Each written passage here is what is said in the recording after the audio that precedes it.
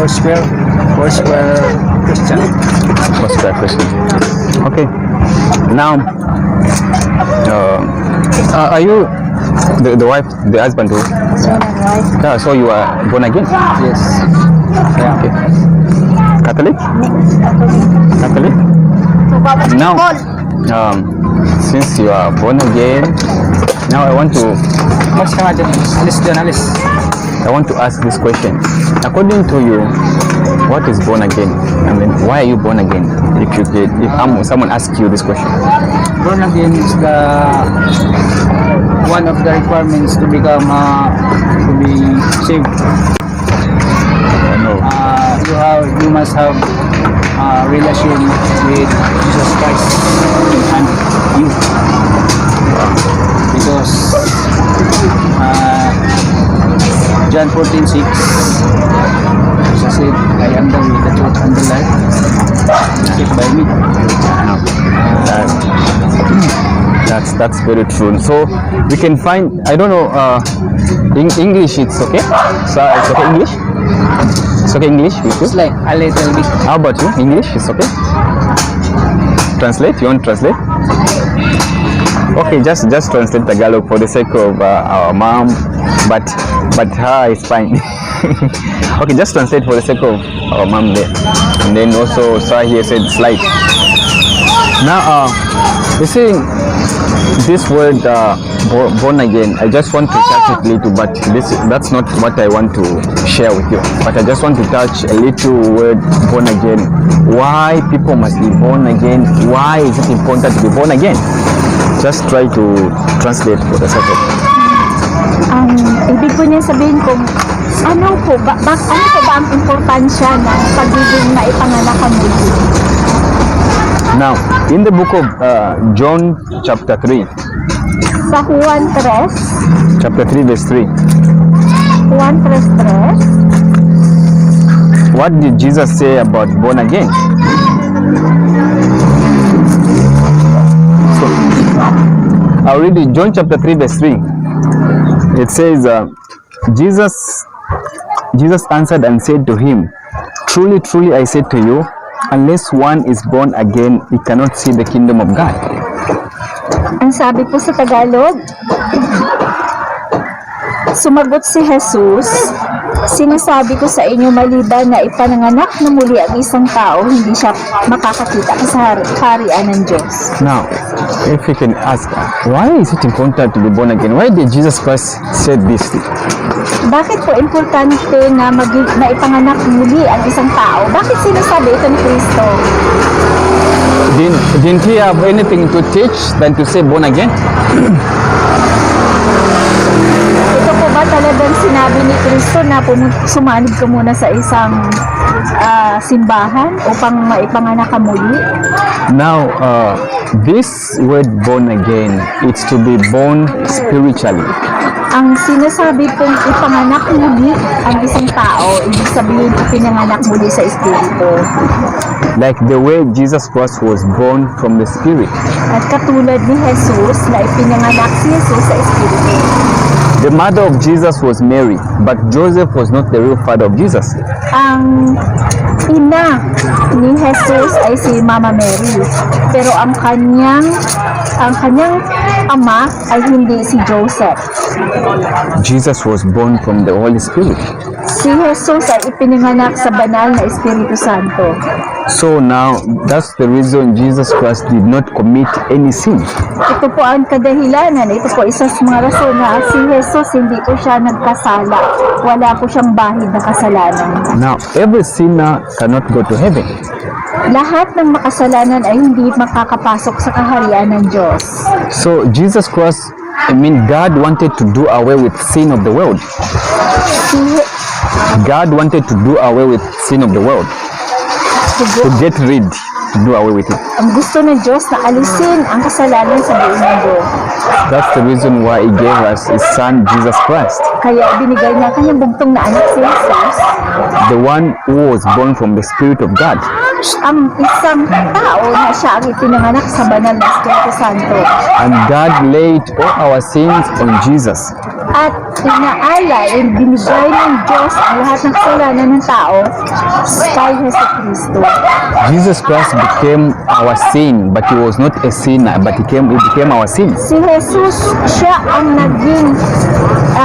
ang umako sa lahat ng ating kasalanan. Wala naman tayong kasalanan. Inako ni Jesus ang lahat ng kasalanan ng tao. So all the sicknesses, all the sin, God laid on Jesus. So lahat ng klase ng kasalanan ay ng Diyos na anak ni si Jesus. Now, the same Jesus said, if you want to go to heaven, you need to be born again. Sabi po nung si Jesus mismo nagsabi na kung gusto mo makapasok sa kaharian ng Diyos, kailangan maipanganak ka muli sa Espiritu. Now, the question I can just ask is, can a body go to heaven? This body. Ang katanungan po, ito po bang katawan natin na physical na katawan, makakapasok ba ito sa kaharian ng Diyos? Can it go to heaven? Which goes to heaven? Makakapasok ba ito? Sabi po nila hindi. Ano po ang pwedeng pumasok sa langit? Soul, spirit. Now you see, our spirit is dead because of sin. So ngayon po, ang ating pong espiritu ay patay dahil sa kasalanan. Why did I say that? Because Sinabi ko to, from the beginning, Adam and Eve, when Adam and Eve sinned, God said, you will die when you eat the fruit. kadahilanan sa pasimula pa lang, sinabi na winaningan ng Diyos si Adan at si Eva, kapag kainin nyo ang prutas na ito, mamamatay kayo. But Satan said, no, you will not die, just eat. Pero nilinlang sila ni Satanas. Ang sabi ni Satanas, ay, hindi kayo mamamatay. Kainin nyo yan. So when they ate the fruit, they died spiritually. So nung kinain nila yung prutas, That's, namatay sila sa espiritu. that's the reason they went to hide from God.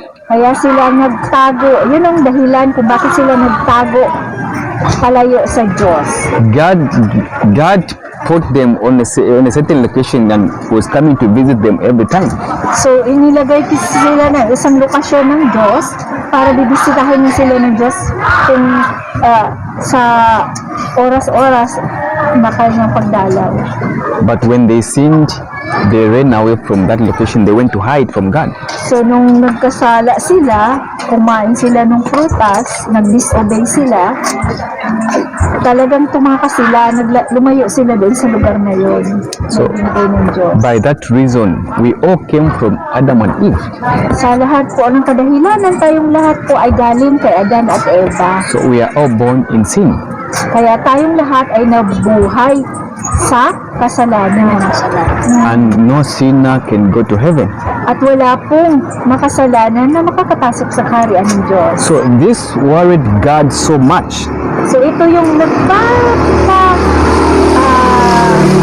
worried, yung parang nag-alala ang Diyos sa tao. God is saying, how can I save people, the one I created in my own image? Sabi ang sa isipan ng Diyos, paano ko ba maligtas ang sangkatauhan na nilikha ko sa aking mismong kaanyuhan? So God decided to send His own Son to be born with the body like ours to defeat sin. Kaya, yun yung desisyon ng Diyos na ibigay niya kanyang bugtong na anak, ipanganak sa espiritu, at siya ang aako sa lahat ng kasalanan ng tao. So you and I, if we accept Jesus Christ in truth and in spirit, Ikaw at ako, kapag tinanggap natin si Kristo, totoong tinanggap si Kristo sa espiritu at katotohanan, then our spirit which was dead, it will be made alive because of the Spirit of Jesus. na ngayon, ang ating espiritu na dating patay dahil sa kasalanan ng ating sangkatauhan na sila Adan at Eva, kapag tinanggap natin si Kristo, mabuhay muli ang ating espiritu. So that's what Jesus Christ meant for someone to be born again. Yun yung ibig sabihin, kaya sinabi ni Jesus kay Nicodemo nung binasa lang natin kanina na kailangan maipanganak muli sa Espiritu.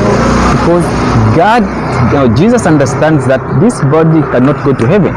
Sabi ni Jesus, naiintindihan kasi ng Diyos na ang ating pong katawang panlupa ay hindi po ito makakapasok sa kaharian ng Diyos.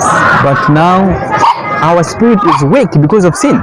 Kaya yung ating pong espiritu na meron tayo na ay mahina kasi lulong tayo sa kasalanan. So the moment you surrender to Jesus, Kapag tayo po ay sumuko kay Kristo, ang ating buhay ay isuko natin sa ating Panginoong Jesus. then Jesus Christ will come in you and live in you. Kaya yung isuko na natin sa moment na isuko natin ating buhay kay Jesus, papasok si Jesus sa ating buhay. Then your spirit and the spirit of Jesus will be one. So ang espiritu ng ating Panginoong Jesus at ang ating espiritu maging isa. So you will be going with Jesus everywhere you are going. So kahit man saan mapuntas tayo, kasama natin si Jesus. So that's what it means to be born again. Kaya yun po yung ibig sabihin na maipanganak muli sa espiritu. So if you are not born again, then you cannot go to heaven. Kaya yun po yung sinabi ni Jesus, unless a man be born again, you cannot enter the kingdom of God. Pag hindi ka na ipanganak muli sa espiritu, hindi ka talaga makakapasok sa kaharian ng Diyos. Sinabi ni Kristo yun, hindi kami nagsabi. That's the words of Jesus Christ. Sinabi po yun ni Jesus, sinabi po yun ni Jesus. Yun po ang kanyang salita. So born again is not a church, a religion, what no. So, ibig po sabihin, ang ipanganak ka muli o born again, hindi po ito religion, hindi po ito simbahan, kundi relasyon natin kay Jesus. So last time we just discussed that as a Christian, is it okay to make images? And then we read the chapter that says do not make images. So, noong isang nung unang meeting natin, 'di ba, nag-discussion tayo patungkol po sa pagsamba ng imahe o idolo. Tapos sinabi po ng Biblia na huwag kang sasamba o yuyukod ng kahit na ano-anong Diyos-Diyosan. You see, when God, Jesus Christ is in you, Kung si Jesus ay nasa sa iyo, puso, why are you now going to make other thing and then start bowing to that thing yet Jesus is in you? kaya sabi po, di ba, kapag si Jesus ay tinanggap mo na at si Jesus ay nananahan na sa puso mo, bakit pa tayo sasamba ng ibang Diyos-Diyosan na gawa ng tao? You know, those people make images like Santo Niño, Black Nazarene. You know the reason why? So, yung mga tao na yun ang gumagawa ng imahe katulad ng Santo Niño, ng mga imahe ng Virgin Mary, alam pa ba natin kung anong dahilan nila kung kaya sila gumagawa ng ganon? It's the real sign that Jesus is not inside their heart. Ibig lang po sabihin, sila, yung mga gumagawa ng mga imahe, si Jesus po wala sa kanilang puso kasi gumagawa sila ng iba-ibang kaparaanan. Now, I just want to ask this question. Gusto ko lang itanong ang katanungan na ito. How many months did Mary carry Jesus in the womb? Ilang buwan po ba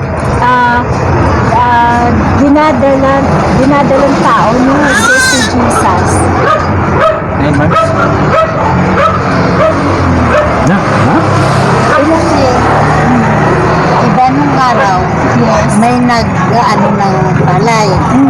Dumaan si Mary, buntis.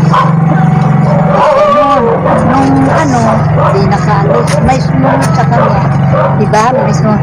Tinanong kung dumaan ba dito si Mama Mary. Sabi na, pagkadaan dito, buntis pa.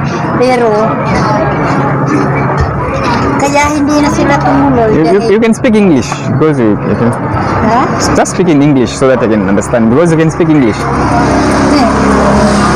hindi na sila tumuloy yung mga naghanap kay Jesus kasi kay Mary kasi tinapanganak na nga si Jesus. Saan po siya dumaan doon sa... Sa may nag-ano pa lang ng Nagpapayo. Nagpapayo. Hindi nagtatanim. Nagtatanim. Oh, okay. Oo. Kadaan, ang sabi nung dumaan dito, nagpapatanim pa lang kami. Pero ngayon, yung aanihin na. Kaya hindi na tumuloy maghanap dahil nung nagtatanim pa lang tapos yung naghanap ng duman, inaani na. Kaya So, ang ibig sabihin mo, Nay, mula nung nung binunti si Jesus Christ hanggang sa pag-ani, ganun? hindi, nung binunti si Jesus Christ, naghahanap kasi sa kanila. Oo. Pagkadaan ganyan, nagtatanim pa lang. May sumunod. May dumaan ba dito babae? Mayroon, kaya lang. Nagtanim pa lang kami noon. Ngayon, sabi ko yan. So, Ilang buwan yun? What is it? How many months does the harvest in the rice field? When you plant the rice until you 3 months harvest? lang yun, Nay. 3 months. 3 months lang yun. 3 months. Siguro. 3 months lang. Now, you see, Her question is, as she said that, istorya pa ito, Nay? O nabasa niyo po? Istorya ng mga lula-lula. Wala po sa Biblia. Hindi ko alam kung Wala. Wala po talaga doon. She said that there was a story of the ancestors that Mama Mary passed by in the rice field. They are still planting rice. But then, there's somebody who followed Mary. And then he asked, did you see a woman who's pregnant came over here? They said, yeah, we saw her, but when we were still planting, but we are now harvesting. So they did not follow anymore. that's a story. That's a story. Now, the answer is 9 months. Every woman carries the womb 9 months. So, this Mary carried Jesus in the womb for 9 months. Now, you understand, right? Now, for us Christians, we have Jesus Christ all our lives. So now the question is, who is greater, Mary or you who have Jesus in you, in your heart, and Mary just carried him for 9 months? Who is now great? Sabihin, sinundan natin kay 9 months na to. Because after Jesus Christ was born, you cannot carry again in your womb. Can you again return in the womb? No. Only one. Now, as a Christian born again, it means you have Jesus in you.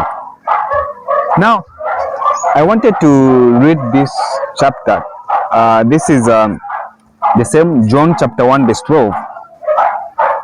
John chapter 1 verse 12 says, but as many as received him, to them he gave the right to become children of God, even to those who believe in his name.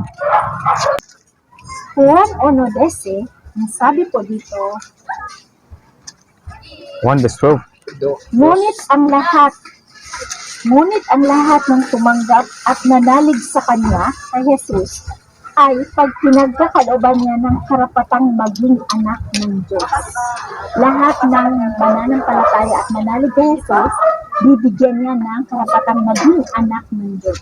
How about those people who did not accept Jesus Christ? They are not children of God. So you see, this is the So that is why we are here to evangelize and preach the gospel. if you remember, I said that this is not what I want to share about born again. I just wanted to touch right now. The thing I want to share is this one about the children of God and people of God. Two different things. They are people of God and they are children of God. You see, I like giving an example. Do we know President Duterte, right? Yeah. We know him? You know President Duterte? My How your president, right? fellow Now- Dabawin niyo. Dabawin nyo. Dabaw. Now, President Duterte knows that there are Filipino people in this Philippines, right? But he has his own children. President Duterte has his own children. The one he talks to, like Sarah Duterte, that's his own children. He talks to them. If they want anything, he gives to them. So, but for you, maybe for everyone, you are just Filipino people. You cannot see Duterte maybe talking to you. Just if you want to say something as So even to God, they are people of God and they are children of God. So here in the Bible, the chapter we read, John chapter 1 verse 12, those who have accepted Jesus, they are the children of God. But everyone else who says I'm a Christian, they are people of God. And on the day of judgment, they are the ones Jesus said, get out from me, I don't know you. Remember, Jesus said, not everyone who says, Lord, Lord, shall enter the kingdom of God. So everyone can say, I'm a Christian, I'm a Christian, I'm a Christian. You can say that. But now the question is, does God know you? The same way, does President Duterte knows you personally? He knows that, they are Philippine people. Sorry, what's your name, sir? Tata? Does Duterte knows that there's Tata in this Philippines? No. Tata is not son of Duterte. Yeah, but he just does not know your he doesn't, he just knows that they are people, Philippine people. But if you ask him who is Tata, do you know Tata? Duterte will say no. But he's a Filipino. But he's no, I don't know him. So you see, same with Jesus on the day of judgment. Say, do you know Tata? No. Because he will look in the book of life. Are they the children of God? Are they my children? If your name is not in the book of life, then say, no, I don't know you. But I was a Christian, I was going to church. I was calling upon you, Jesus. No, I don't know you. So, according to his words, Jesus Christ, only those who have accepted him in his heart, in their hearts, they go with him always. They are the children of God. So God, Jesus Christ, if you accept him, he is the one who says you are a child of God. It doesn't mean it's not me to call myself I'm a child of God. No, it's not me. I can say that, but it's not about me saying that. I can say I'm a child of God, even people believe me. But did Jesus call me that I'm a child of God? No. So if now Jesus himself says you are a child of God, even if people don't believe you, but as long as God believes you, Jesus Christ, the one who gave you the right, it's a right. Like, for example, you have a right to vote, right? Everyone has a right to vote. So it's a right. Even to be a child of God, it's a right given by who? By Jesus, to everyone who believes, who accept him. So how do we now, if I ask, how do we accept this Jesus? The same Jesus we're talking about, how do we accept him? How can someone say accept Jesus? Paano daw natin magsipin si Jesus Christ?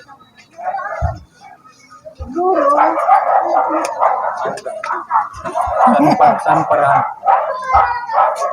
Siguro sa... Baka ikaw maniwala na. Paano daw natin tanggapin si Jesus? Hindi. So you see, you are saying you are a Christian, but you don't even know how to accept this Jesus. How you accepted him? Jesus naman, tanggap naman tayo. Tanggap na siya ay Tanggap mo na yun. oo, tanggap. Alam natin na tayo Christian. pero kasi minsan tayo kasi kahit hindi tama. So, paano daw natin, tanong niya, paano daw natin tanggapin si Yesu Cristo? Kasi, madali lang naman yun sabihin. Pero ang pinaka-the best dyan, yung may gawa. Kasi ang pananampalataya mo, may kasamang gawa yun.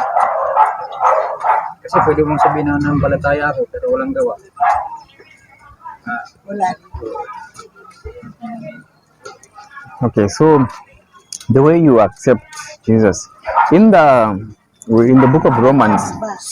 Oh, how? But how? She is asking how to accept Jesus. This is what I'm now trying to explain now. This is Ito na po yung kanyang paliwanag sa inyo. this is what I'm explaining now. In the book of Romans, Sa Roma po. when you read Romans chapter 10 verse 9, it says when you confess Jesus with your mouth and believe in your heart.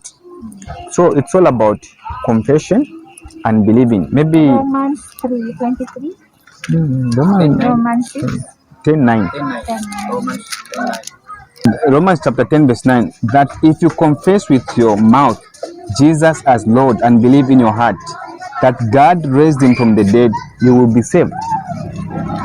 So confessing Romans 10. Gawa 10 verse 9 after Acts. Gawa is what? Acts? After Acts. Roma. Sa Roma po. Romans Romans 10:9. 10:9. Oh, so you be the one to 10:9. Acts. Roma 10:9. Sabi dito na kung ipahayag ng iyong mga labi na si Jesus ay Panginoon at mananalig ka ng buong puso na siya'y muling binuhay ng Diyos, maliligtas ka. So paano tanggapin si Jesus? Manalig ng buong puso at confess na siya ay Diyos. two things are involved for someone to be born again or for someone to accept Jesus. Number one, you have to confess with your mouth, you say it and believe it. Dalawang klase daw. Ang dalawang paraan You see, para tanggapin si Jesus.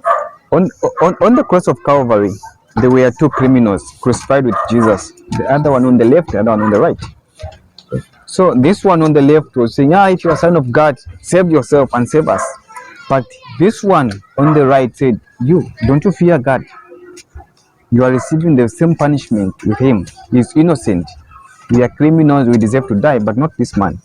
He's a righteous man, he's the son of God. They said, Jesus, please remember me in your kingdom. So he confessed, telling Jesus, please, Jesus, remember me. He believed that this is the son of God, and then he said it. What was the reply of Jesus? What did Jesus say? Ano po daw po ang sagot ni Jesus nang sinabi ni ng isang magnanakaw doon sa krus ng Kalbaryo?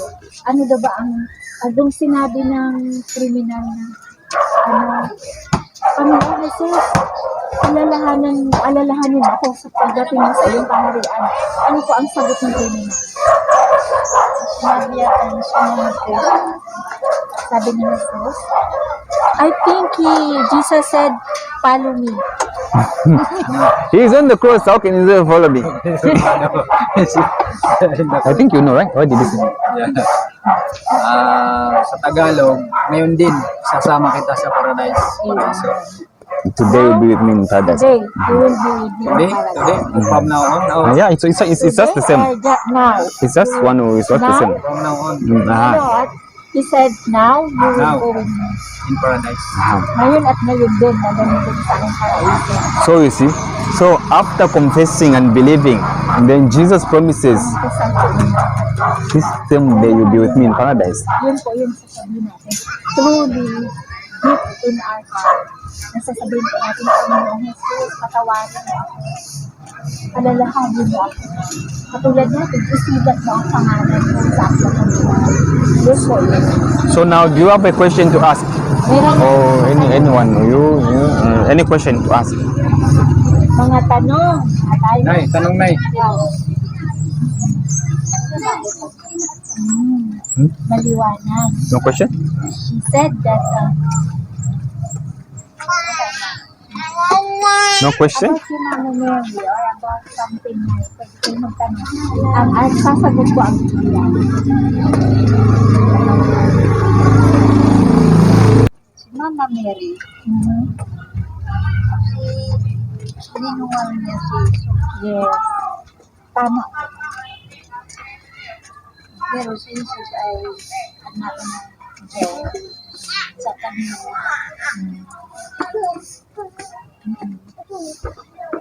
Bakit kaya talagang iniluwal pa si Jesus? Kasi kung espiritu po siya, napupunta dito sa sanlibutan, hindi po natin siya makikita. Kaya kailangan niya ng katawan. Ha? Na makita siya ng mga disipulo, ng mga taong kanyang pinangangaralan. No? Na naging ehemplo siya ng mga tao. Kaya siya ipinanganak para magkatawang tao siya. Naunawaan ko. Okay. If there's no question, then I'll ask you. Kung wala na pong katanungan, siya naman po ang magtatanong. Do you want to be born again? Tanong po niya, handa na po ba kayong maipanganak muli sa Espiritu? Ako, hindi ko pa masasabi. Hindi ko pa yan masasabi sa ngayon. As of now, very honest answer. She said, sa ngayon na, oras na ito, hindi, You cannot decide. she cannot decide yet. How about you? About sa inyo, Of course, decide. Hmm? You can accept Jesus Christ. It's according to her to respond. siya ang sasagot. Okay, Ben, Jackie. dito ka. Ay, Jackie man tanong? Jack. Jackie. How about you? Do you want to be born again? Gusto mo ba na tanggapin si Jesus? Amen. Okay, so it's a decision. Ito po ay desisyon. Christianity we don't force. It's a decision someone have to make. So they're inviting us because they don't have a church to be affiliated. What if we will meet and then we will start pioneering in the house so that they can also grow and we can also share continue to disciple her because she as of now she is not yet still confused. Yeah, of course we will really so more on discipleship, About Jesus Christ. mentoring. We should know deeply in our heart kasi bas up now shallow pa. Deeper until that she will be Bakit? really Bakit? Paano? Sino siya? Sino ba siya? Paano? Bakit na ginawa yun? Diba? Napaka-kailangan ng So we pray. If I said I want to be born again, so we pray. we pray for Jackie first. So Anu said want to be born again, right? So there is a simple prayer we pray. If you want to be born again, we pray a simple prayer. This prayer is to accept Jesus Christ in your heart. To tell Jesus, I'm sorry. Okay? Maybe because we did not know, and then you know now the truth. Tell Jesus, I'm sorry, forgive me, come in my heart. You invite him. So now you will be the Lord of your life. You'll be the one to guide you. So now, from this moment, there is no more worshiping to idols, Santa Nino, Mary, whatever, Black Nazarene. No, just pray in the name of the Father, the Son, and the Holy Spirit. Only direct to God, Jesus, through his Son, Jesus Christ, and the power of the Holy Spirit. Just so. Jesus said, pray in the name of the Father, the Son, and the Holy Spirit. Just so. Not Santa Nino, not Muhammad, not Joseph, not whatever. So then you make a commitment. So are you ready? Handa na Jack. So you just have to repeat after me, okay? I'll just lead you into prayer and then you repeat after me and then accept Jesus Christ in your heart. Okay. Say, Lord Jesus, Panginoong Jesus, I'm a sinner. ako po ay makasalanan. Thank you for dying for my sins. Salamat po sa kaligtasan sa aking mga kasalanan. I repent today Magsisisi po ako sa oras na ito. Sisi po ako sa oras na ito. Forgive all my sins. Patawarin niyo po ako sa lahat ng aking nagawang kasalanan. Patawarin niyo po ako sa lahat ng aking nagawang kasalanan. Write my name in the book of life. Isulat niyo po ang aking pangalan Sulat niyo po ang aking pangalan sa aklat ng buhay. sa aklat niyo po. Remember me Alalahanin niyo po ako, Panginoon Jesus, Alalahanin mo po ang Panginoong Jesus in your kingdom. sa inyo pong kaharian. sa inyo pong kaharian. Thank you, Jesus, Salamat po, Panginoong Jesus, Salamat po, Panginoong Jesus, for accepting me. sa pagtanggap mo sa akin. tanggap mo sa akin. In Jesus' name I pray. Sa pangalan ni Jesus, ako po ay nananalangin. Help, Buhay na lang. help me to obey and trust you. Tulungan mo po akong magtiwala at sumunod sa inyo. Tulungan mo po ako magtiwala at sumunod sa inyo. I denounce Satan Itinatakwil ko si Satanas Pinatakwil ko si Satanas with all his vices. at sa lahat ng kanyang mga gawa. at sa lahat ng kanyang mga gawa. In Jesus' name I pray. Sa pangalan ni Jesus, ako po ay nananalangin. Sa pangalan ni Jesus, ako po ay nanalangin. Amen. Amen. Salamat sa Panginoon. Salamat sa Lord. Thank you, Thank you so Nanay. much. Thank you. Tinanggap niyo na po. Saan po si Jesus ngayon? Ngayon, nasaan na po sa puso? Amen. So Jesus, Jesus has come now in your heart. So Siya po ay nanahanan sa inyo. So this Jesus in your heart, wherever you go, is in your heart. Even if you say, for example, you are in a bus, you are going to Cubao, then you want to have an accident. You say, Jesus is the one who is in your heart. Now if you leave Santa Nino home, how is he going to protect you? Santa Nino is home, or Black Nazarene is home. But Jesus is with you wherever you are going. So Jesus will protect you. Thank you so much.